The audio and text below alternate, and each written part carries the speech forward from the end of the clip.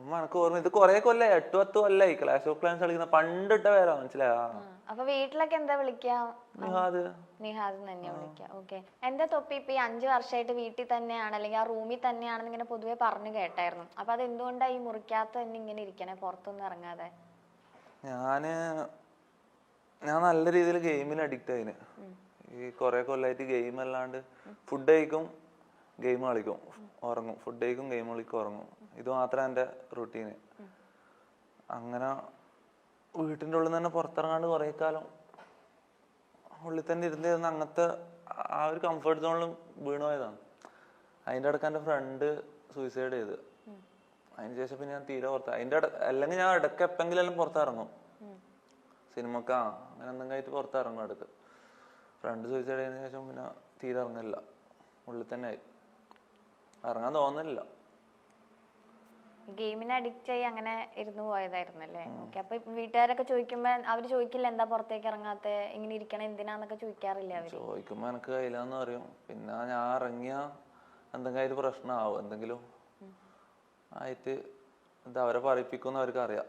അതുകൊണ്ട് പിന്നെ അധികം സംസാരിക്കലില്ല, അധികം ചോദിക്കലില്ല എന്നോട്. എന്ത് പറയിപ്പിക്കുന്നു? നല്ല കുട്ടിയായിട്ടിരിക്കില്ലേ തൊപ്പി? അപ്പൊ പുറത്തിറങ്ങി കഴിഞ്ഞാൽ എന്ത് ചെയ്യാനാ? ഞാൻ കഴിഞ്ഞ കുറെ കാലമായിട്ട് എൻ്റെ ഉപ്പാനോട് സംസാരിക്കില്ല, ഉപ്പാനോട് മിണ്ടല്ല. ഞാൻ പണ്ട് 9ാം ക്ലാസ്സിൽ പഠിക്കുമ്പോൾ സ്കൂൾ വിട്ട് വന്നിട്ട് ഒരു കടയിൽ കയറിയിട്ട് മൊത്തം പൈസ എടുത്ത് ഒറ്റ ഓട്ടോ ഓടി, മൊത്തം അടിയിലാക്കിയിട്ട് ഒറ്റ ഓട്ടോ ഓടി. പൈസ ഇങ്ങനെ വേറിക്കൊണ്ട് ഓടിയ റോട്ടിൽ കൂടെ. അതിൻ്റെ ട്രെയിൽസ് വെച്ച് നാട്ടുകാർ വന്ന് പിടിച്ച്, ബാക്കിൽ നിന്ന് വന്ന് പിടിച്ച്, നാട്ടുകാർ പിടിച്ച് കെട്ടിയിട്ട് മൊത്തം ഇങ്ങനെ റോട്ട് മൊത്തം നടത്തിച്ച്. എന്നിട്ട് എൻ്റെ ഉമ്മാനെ വിളിപ്പിച്ച്. എന്നിട്ട് എൻ്റെ ഉമ്മ വന്നിട്ട് ഉമ്മ റോട്ട് വന്ന് ബോധം കെട്ട് വീണ്. അതിന് ശേഷം ഉപ്പാനോട് മിണ്ടില്ല. അതിന് ശേഷം വീട്ടിലും എന്നൊക്കെ നാട്ടിലും എല്ലാം അങ്ങനത്തെ ഒരു ഇതായി, മനസ്സിലായോ? വീട്ടിൽ നിന്ന് പുറത്തിറങ്ങില്ല. ഞാൻ എന്തിനാ ചെയ്ത്, പണ്ടൊരു ഗെയിം ബോയ് എന്ന് പറഞ്ഞൊരു സാധനമുണ്ട്, ഇങ്ങനെ ഗെയിം കളിക്കുന്ന ഒരു സാധനമുണ്ട്. വീട്ടില് അതിന് പൈസ ചോദിച്ചാൽ തരൂല, ഹറാമാണ്. എൻ്റെ വീട് എന്ന് പറഞ്ഞാൽ ഭയങ്കര സ്ട്രോങ് ഇസ്ലാം ബാക്ക്ഗ്രൗണ്ടാണ്. മ്യൂസിക് കേൾക്കാൻ പറ്റില്ല, സിനിമ കാണാൻ പറ്റൂല, പിന്നെ എല്ലാം ഹറാമാണ്, ലോകത്തെല്ലാം ഹറാമാണ്. അപ്പം ഗെയിം ബോയ്ക്കൊന്നും പൈസ ചോദിച്ചാൽ ജന്മത്തിൽ തരൂല. എനക്ക് വേറെ വഴിയില്ല. ഞാൻ സ്കൂൾ വിട്ട് ബാഗും വീട്ടിൽ റൂമിൽ വെച്ചിട്ട് പോയി ആദ്യം കണ്ട കടയിൽ കയറി ഉള്ള പൈസ അങ്ങനെ എടുത്ത് കയ്യിൽ അങ്ങനെ തന്നെ മടിയിൽ അങ്ങനെ വാരി എടുത്തിട്ട് ഓടി. അങ്ങനെ അതിന് ശേഷം അതാ ഞാൻ പറഞ്ഞേ. അപ്പൊ വീട്ടിൽ നിന്ന് പൈസ തരാത്തോണ്ടാണ് തൊപ്പി അത് അങ്ങനെ എടുക്കാൻ നോക്കിയതല്ലേ? വീട്ടിൽ നിന്ന് പൈസ തരാത്തോണ്ടല്ല, വീട്ടിലെ ഇതങ്ങനെയാണ്. അങ്ങനെ ചോദിക്കുന്നത് പോലും ഇതാണ്, മനസ്സിലായോ? ഭയങ്കര സ്ട്രോങ് ഇസ്ലാം ബാക്ക്ഗ്രൗണ്ട്, ഇങ്ങനത്തെ അത്രയും സ്ട്രിക്റ്റ് ഇതിൽ ഞാൻ വളർന്നത്, മനസ്സിലായോ? അപ്പോ അങ്ങനെ പറ്റിയതാണ്.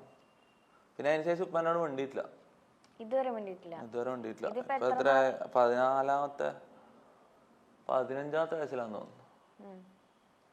10 കൊല്ലായി, 10 കൊല്ലാനായി. ഇല്ല 10 കൊല്ലായിട്ടില്ല. അതിന് ശേഷം ഇതുവരെ മിണ്ടിയിട്ടില്ല. ഉപ്പ സെയിം വീട്ടിൽ തന്നെ, എൻ്റെ വീട്ടിൽ തന്നെ എൻ്റെ ഒന്ന് ചിരിക്കും. അല്ല സോറി, എൻ്റെ സെയിം, ഞാൻ താമസിക്കുന്ന സെയിം വീട്ടിൽ തന്നെയാണ്. എല്ലാ ദിവസവും വരികയും ചെയ്യും, ഫുഡ് കഴിക്കും, അവിടെ തന്നെ ഉറങ്ങുന്ന എല്ലാം. നമ്മൾ രണ്ടാളും ഒരു വീട്ടിൽ തന്നെ, പക്ഷെ സംസാരിക്കില്ല. അതിൻ്റെ ഒരു ഇത്. തൊപ്പിയുടെ വീട്ടിൽ ആരൊക്കെയുണ്ട്? എൻ്റെ വീട്ടിൽ ഉപ്പ, ഉമ്മ, 2 അനിയത്തിമാർ, 1 അനിയൻ, ഉമ്മാമ. പിന്നെ കുറച്ച് ആൾക്കാരും കൂടി ഉണ്ട്, അവര് പക്ഷെ ഗൾഫിലാണ്. ഓക്കെ. നിങ്ങൾ ജോയിന്റ് ഫാമിലി ആണോ? ഓക്കെ. അപ്പൊ ഈ അനിയത്തിമാർക്കും ഒക്കെ ഭയങ്കര സ്ട്രിക്റ്റ് ആയിരിക്കും അല്ലേ, ഇത്രയും റെസ്ട്രിക്ഷനിൽ നിൽക്കുമ്പോ?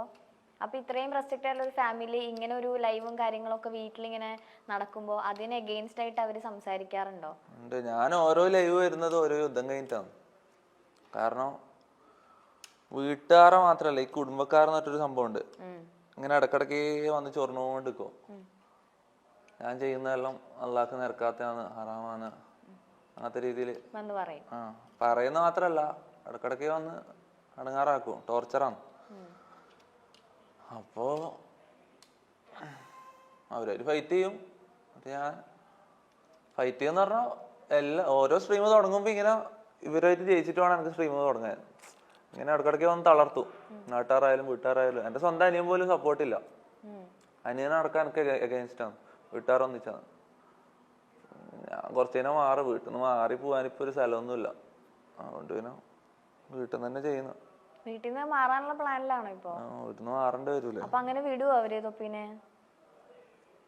ഉമ്മയൊന്നും വിടൂല. പക്ഷെ ഈ കുടുംബക്കാരും ഈ കാരണവന്മാരെല്ലാം ഭയങ്കര സീനാണ്. വീട്ടില് ഉമ്മാന്റെ ഇതൊന്നും നോക്കിയിട്ട് കാര്യമില്ല. ഉമ്മാക്ക് എന്നെ ഭയങ്കര ഇഷ്ടമാണ്. ചിലപ്പോ ഉമ്മ ഇറങ്ങി പോകാൻ പറയും. അവര് പ്രഷറാക്കി ഉമ്മ ഇറങ്ങി പോകാൻ പറയും. പിന്നെ പോകേണ്ടി വരൂല. അപ്പൊ എവിടെയും പോകേണ്ടി വരും. ഏതെങ്കിലും ബൂട്ട് ക്യാമ്പോ അല്ലെങ്കിൽ സ്ട്രീം ചെയ്യുന്ന ഏതെങ്കിലും സ്ഥലമോ അല്ലെങ്കിൽ റൂം എടുത്ത് മാറണം. എന്തെങ്കിലും നോക്കണം.